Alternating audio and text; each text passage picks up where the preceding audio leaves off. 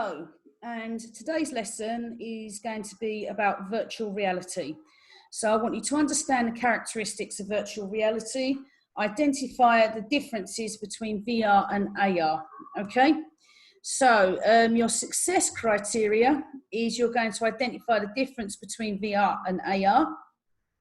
Now, hopefully during the course of this lesson, you will be able to identify those characteristics yourself, because last lesson you looked into augmented reality. Now, you're going to discuss the characteristics of virtual reality as well as its pros and cons. That's the advantages and disadvantages. And then I want you to investigate the future of virtual reality in your world, okay? And discuss the ideas of how you think it could be used in your education. So that's basically what I want you to do as a task, is look at the future of virtual reality and think how it could be used in education. It is already being used in education, but how do you feel it can be used in your education and enhance your learning? So what is virtual reality, first of all? Now, you may be familiar with it. Maybe you've got a headset at home, because virtual reality headsets have become much more commonplace and have become much cheaper to buy, because some of these headsets, you can simply buy them in shops such as AliHop, and all you've got to do is insert your smartphone, and then you're immersed into a world. So maybe a majority of you that are watching this video have used a VR headset, okay? So now virtual reality is experiencing fabricated scenarios through our computers, okay? Now, some of these scenarios are generated through computers, but not quite. So, for example, with a virtual reality headset, you could go and walk the streets of another city like New York, you know, aiding what's being created through Google Maps. But it's the important thing about virtual reality is that you are in a reality that's been completely fabricated. Okay, so, but with VR, you are completely immersed, meaning that your whole body is immersed into this world. Okay, so with AR, it's simply an overlay on a screen, such as your smartphone. But with VR, once you put that headset on, is all your eyes see is the world that's in front of you. And as you move your hands, you can pick something up. As you turn around, you'll see that the world will move with you, just like your own eyes would. If you was out in a street, or maybe even in your own garden, your own house, okay? So to experience this, you're going to need to wear a headset like the ones that you see in the images. Now, VR can be defined, and I got this from another website. It says, a believable, interactive, 3D computer-created world that you can explore so you feel you are really there, both mentally and physically. Now, with AR, obviously, you maybe, you know, if you use, for example, Google Maps and you use the AR feature, yes, you're physically in the street, but the AR is just there as an overlay, you know, to help you and make things more interesting, maybe point at cafes that are down the street. So, for example, if I was to use the VR overlay on Google Maps on my phone, and I would say in a street in New York that I'd never been to before, and I was to hold up my phone, it will point out the different shops, cafes, restaurants, museums, and so on. Okay, but with VR, you're in this world that has been created using someone's imagination on a computer, and you're there mentally and physically. Okay, so now essentially it can be considered as these 5 things. So, believable. You feel that you're in a virtual world, and like you're walking on the moon, for example. Interactive. You move as the world moves with you. Computer generated. It's going to be, you know, basically powerful computers are capable of creating these, you know, 3D computer graphics that are fast enough to be believable. Now, the reason why the speed is important is because, for example, if you was to turn around, you wanted to turn around in real time.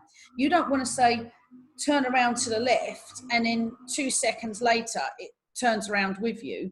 When you're actually immersed in that world, it has got to be quick enough to work with you. So then you have the feeling mentally and physically that you're there. Now, explorable. It must be detailed enough to be explored by the user. And finally, immersive, both believable and engageable, so your whole body takes part in the whole world. Okay, and I've experienced this myself. I went to a virtual reality meetup here in Gran Canaria in Las Palmas, where there's some developers that are working on a virtual reality experience for engineers. So he wants to basically sell this idea to a company so he can get plane engineers to work on a plane. So if there's a problem, so basically what they're trying to do is train these engineers up. So if there's a problem with this plane, they can fix it. And then the simulator can actually tell them whether they got it right or wrong. So they've created this test world, and what they did was they recreated their office. So they said to me, would you like a tour of our office? And I put on this virtual reality headset, and it was believable. It was amazing. So I was like walking through this office. Like when I walked, you know, I could actually go forward and I could turn around and I could see their office. There was items I could pick up, and it was unbelievable. I actually felt like I was there. In fact, when I took the headset off, it was really strange to be back in the street that I was in. So that is how virtual reality is immersive, okay? Because, you know, you believe you're actually there. You know, your brain adjusts, your eyes adjust to this virtual world. So where is virtual reality used? Now, it is used in many, many different industries and places. So, for example, it can be used in numerous ways. Healthcare and surgery, architecture, entertainment, such as gaming, for example, business, sport, military, art, education. It's taken off in some countries where it is used in education, and the media. Oh, and rehabilitation and treatment of phobias. So where some people may have, you know, terrible phobias, they would immerse them into that phobia. Okay, and obviously it will be believable. Now, what I wanted to take a look at was virtual reality in medicine. Okay, because it is very interesting. It's being used in different ways in medicine, but one way I found quite interesting and absolutely fascinating as well is the treatment for pain and anxiety. Okay, so there's several different ways that virtual reality is transforming medicine, but pain and anxiety is one of them. So patients are being immersed into peaceful virtual reality worlds to distract them from the discomfort of their medical problems and treatments. Okay, some people you know, are suffering terribly with medical problems, and they're going through numbers of, you know, painful treatments that we have to remember. It's not just a pain that is physical, but it can also be mentally distressing. Or some people are going through treatments after they've had an awful traumatic event.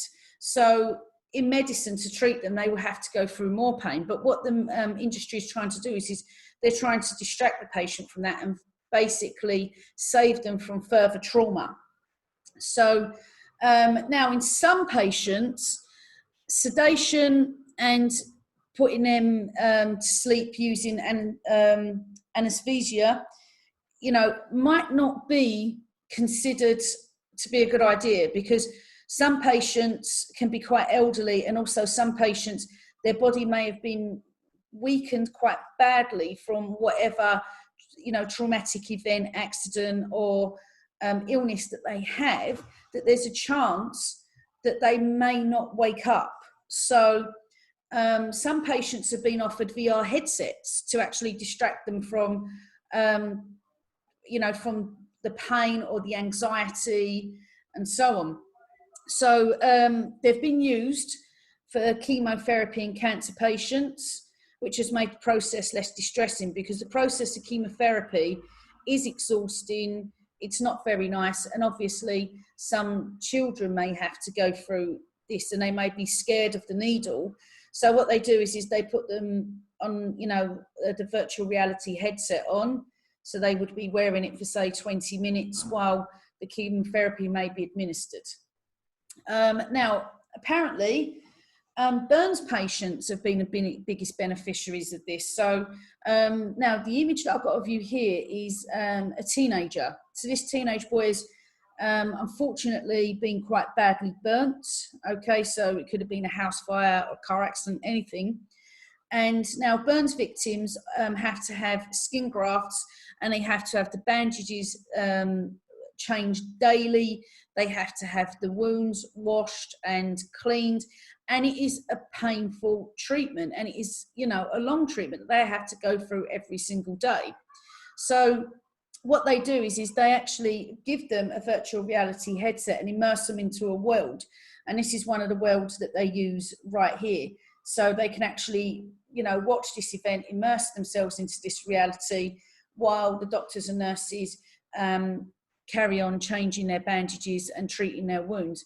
And I think it's absolutely fantastic because, obviously, taking this patient as an example, this patient has already been through a very, very traumatic experience and a life-threatening experience.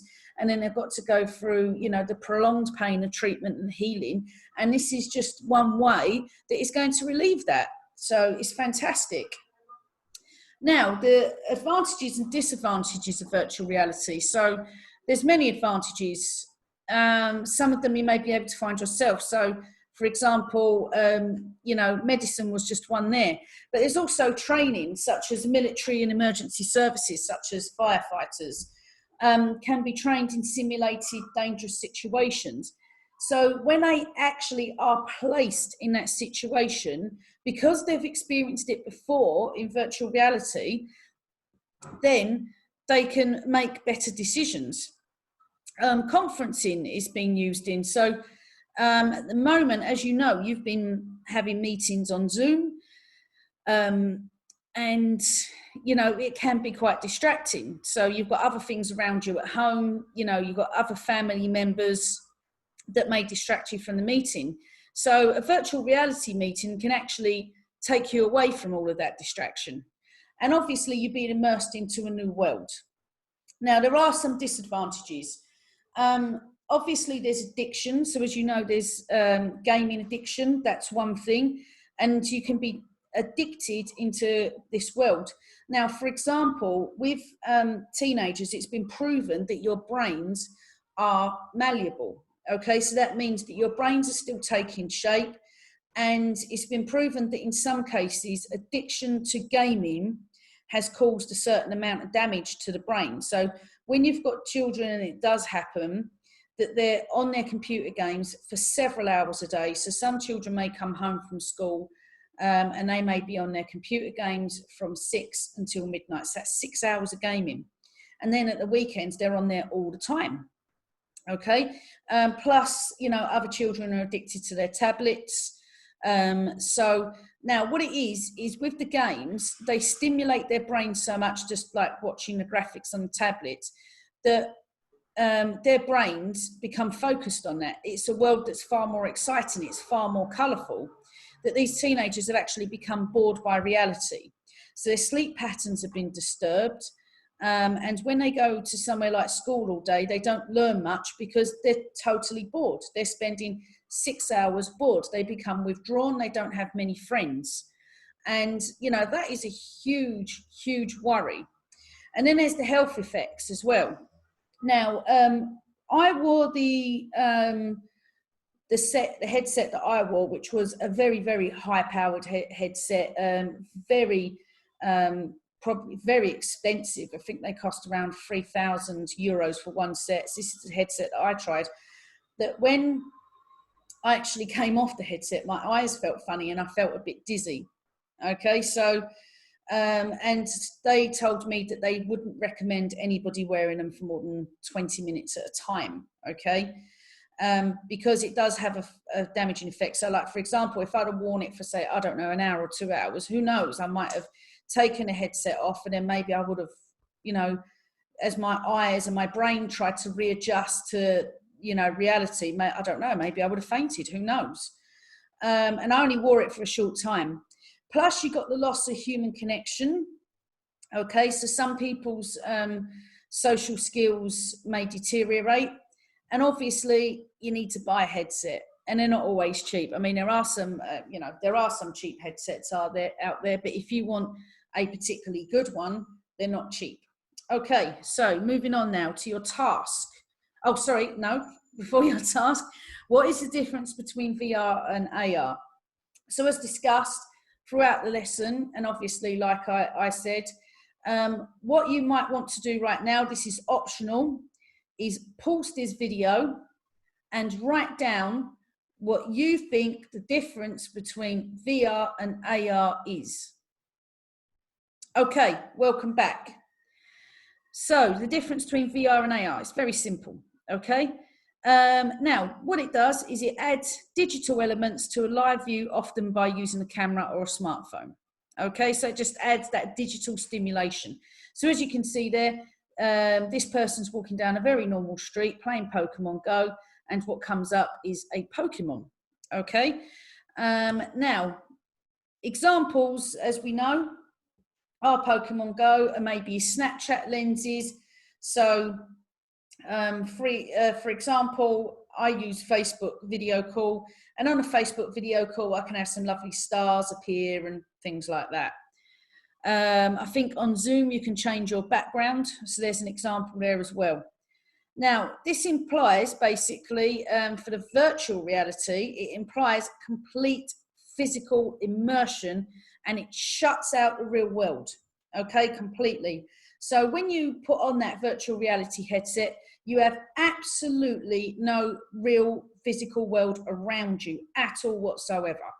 So this person here that's playing the AR game, basically they've got the real world there, but it's just an overlay. But here, this person's got a VR headset on. They are no longer in the real world. They're now in a completely fabricated world, okay, by the people that create, you know, the virtual reality. So, and obviously you need to use a headset. So you need to use a completely different device, where with AR, you can use the set that you've already got in front of you, and that would be your phone. So this is your task today.